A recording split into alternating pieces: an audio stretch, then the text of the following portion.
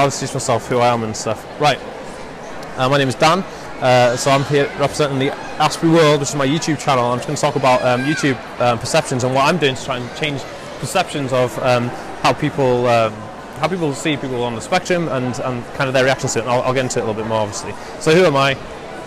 I'm Dan. I'm a YouTuber from Wales. If you can't tell by my accent, it's from Anglesey, North Wales. And what that means is that I make videos every single week for my channel. I'm on about 12,500, almost 13,000 subscribers at the moment, and specifically on autism and Asperger's, because I have a diagnosis of Aspergers Syndrome, and I was a late diagnosis of Aspergers Syndrome as well, so I was 26 when I was diagnosed. That's kind of really late, but I had all kinds of stuff before then. Also, my parents were trying for ages, but because I'm 31 in like 2 weeks, when I was a kid, it was difficult to diagnose back then in the 90s and stuff. So what do I do? And so again, so what I do is I make videos specifically. This awesomely handsome photo of me is from my YouTube channel, and I make videos specifically on autism and Asperger's, kind of tips and tricks and how to change people's perceptions. And again, I'll get into that in a minute, what I mean by changing perceptions. Why do I do it? Now, the interesting thing is, why do I do it? And the reason that I do it is because there's so many like stigmas or stereotypes of people with Aspergers syndrome or autism. So and I'm trying to kind of break that kind of mold. And for instance, there's this video that I did. It's called "Don't Say This to Me," and it's almost on 10,000 views at the moment. I did it a few months ago. And basically, what I've done with this video is I've taken up feedback from all my fans and things on YouTube who say things like, "Oh, somebody didn't believe me I was autistic because I'm no good at maths," or somebody said that, "Oh, you can't be autistic because only kids are autistic," and all this kind of weird stigma. So I put together this video of like direct tips, or 10 points if you like, saying, you know, this is these kind of things are quite offensive to people who may be on the spectrum when you say, "Oh, you can't be autistic because X, X, X."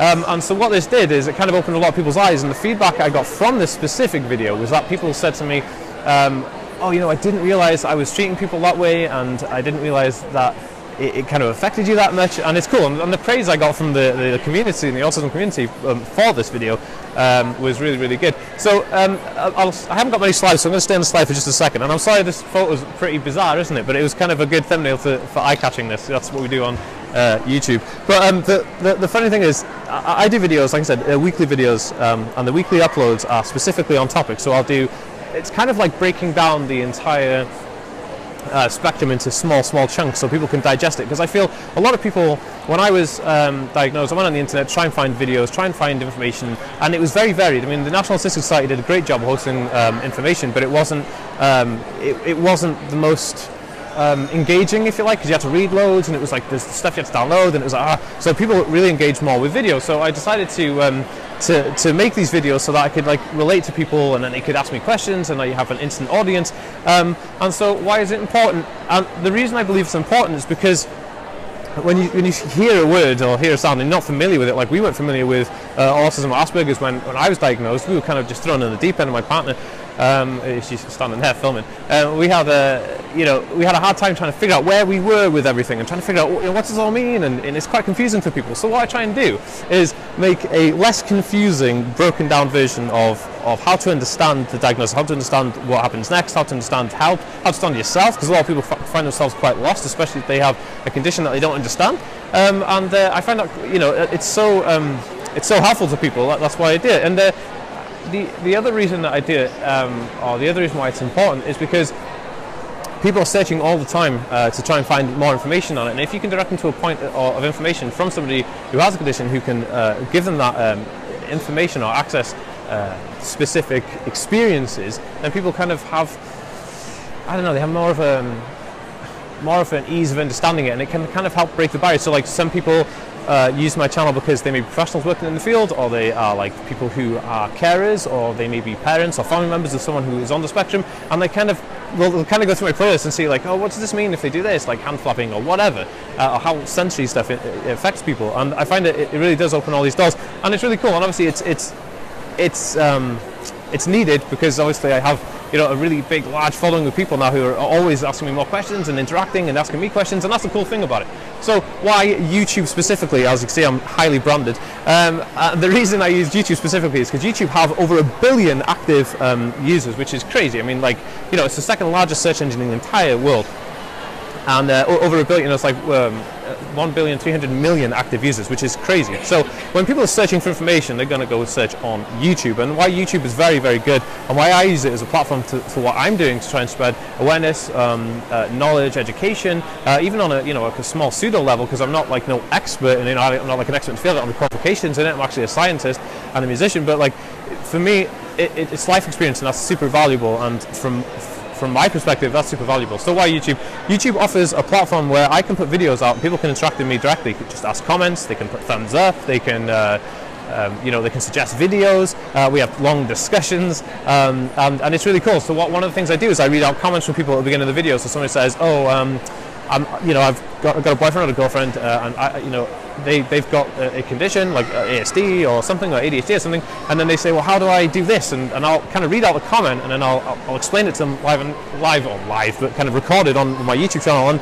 it builds up like a big community bubble where people are not afraid to ask questions, and not afraid to communicate with what I'm going to do, and they're not afraid to ask questions that they may feel that could be silly elsewhere. And the good thing about it is, as they're commenting on my YouTube videos, they're also commenting each other back, and they're building this community and people making friends, and it's really, really cool. And I feel like at the end of the day, when I go to bed, I think, I've done some really good stuff. I've helped people, and I've definitely helped professionals in the field, so that's kind of cool. Right, so my future, what is the future of what I'm doing, and specifically, so I currently feel like, I think, and so please correct me if I'm wrong, I'm the only person doing this type of video on the internet of this this success. Like, so I do videos every single week, and it's all specifically on this kind of stuff, and I don't know any other people doing it, which is quite interesting. So it needs to be there, because there's a huge gap, because that's why I started it.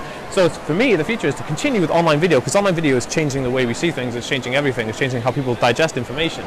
Live streaming is going to be very, very important, because the live streaming, and I've tested it out, and I'm doing quite a lot of live streaming, is so people can ask me live questions as we go. So we'd be, I set the live stream, and then I kind of said, like, hey guys, ask me anything. I'll get like hundreds of people just coming on and like queuing up, asking me mad questions, and it's kind of cool, because I really enjoy that, because people get to ask me questions live. They know I'm not fake, I'm not kind of mocking them or behind the scenes laughing at them, anything like that. It's super real, and people can see how I am and all the crazy stuff that goes on. So live streaming is going to definitely take over. I think Facebook and YouTube are really pushing live streaming right now, and I think that is going to be the future of how this information gets out there. And again, it's moving this type of online video-based resources, because people watch more videos than they kind of read books, and maybe sad in one way, but it's interesting and exciting in another way, because we get to do creative and exciting things. And another thing about this, and I'll just talk on the topic of why I do it, and it's kind of encouragement, because I've encouraged other people to start YouTube channels, and people have an issue with communicating in ASD. I think we can all agree that communication is obviously a huge issue, but confidence is also a massive issue, and if you have no confidence, you have no way of expressing yourself, it gets super frustrating, and you hit yourself in the head, and all kinds of crazy stuff happens. Well, from my experience anyway. But so one way to express yourself is to create things. If you're creating things, you're like oozing out this energy, and you're giving yourself an expression. And one of the cool things is to make online video. And so for me, it's kind of inspiring other people to make online videos. And it's one of the most powerful ways to get a message across, and it's a cool way you can see yourself, and it'll build confidence in somebody, and I think that's super impressive, because my first video was terrible, but like, I'm standing up here in front of all you guys now giving you a presentation on it, and I would never done this when I first did a video. It's crazy. But so the future, moving on, is panels at cons, and what this means is, I don't know if you guys, how familiar you guys with online video, YouTube, and there's different conventions like Summer in the City and VidCon, and there's these huge these conventions that YouTube put on, and I'm part of this YouTube community. I'm fully endorsed by YouTube, and I got on the YouTube space in London and did some work there, and I'm going to Summer in the City in London, which is a big event there. But they have panels, and they have panelists, and the panelists talk about lifestyles. Now, one of the big things for me is that 1 in 68 people in the United States has a condition or has a diagnosis of autism, and it's 1 in about 100 in the UK. But forgive me if I'm wrong here, I'm not completely sure on the technicals of that, but I think it's about 1 in 100 have a diagnosis of Aspergers Syndrome or autism or ASD somewhere in that region. So for me, that's a large percentage of the population, that will kind of feel some relation to somebody who is a public speaker, who is on the internet, quite popular, and they feel that it needs some kind of relation to that, or a relationship with that. So one of the things that I'm going to try and do, and this I'm setting up right now with my channel management from America, they're called Broadband TV, and YouTube as well, because I have like a YouTube manager in place now, is we're trying to create a neurodiverse or diverse persons panel or a diverse persons kind of campaign where we run and say, when you go to VidCon, there's loads of panelists and people say this is a lifestyle panel, and it's just, you know, beauty gurus and like people who are into fitness and like you know, and okay, that is lifestyle in a small aspect, but to me lifestyle is like, you know, neurodiversity. I mean,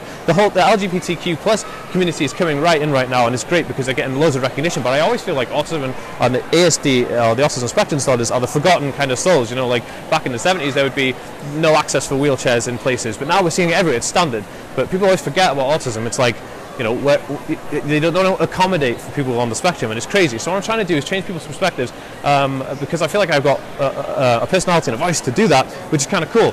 So my idea is we're going to try and put pressure on VidCon and pressure on Summer in the City and these kind of events to actually hold panelists who are of the spectrum. So they may be on the autism spectrum, they may work with it, but as long as I'm trying to get people who are of the condition or working in the field to get on these panels, and I think that would be so inspiring because there's going to be people in the audience there who will feel left out because they don't see that relation, especially when people say it's lifestyle blogs. Almost, you know, if you go to like YouTube and look for lifestyle, you won't hardly find anybody talking about autism. I think I'm probably like the only one that's like this big compared to, you know, some YouTubers with thousands and thousands of subscribers.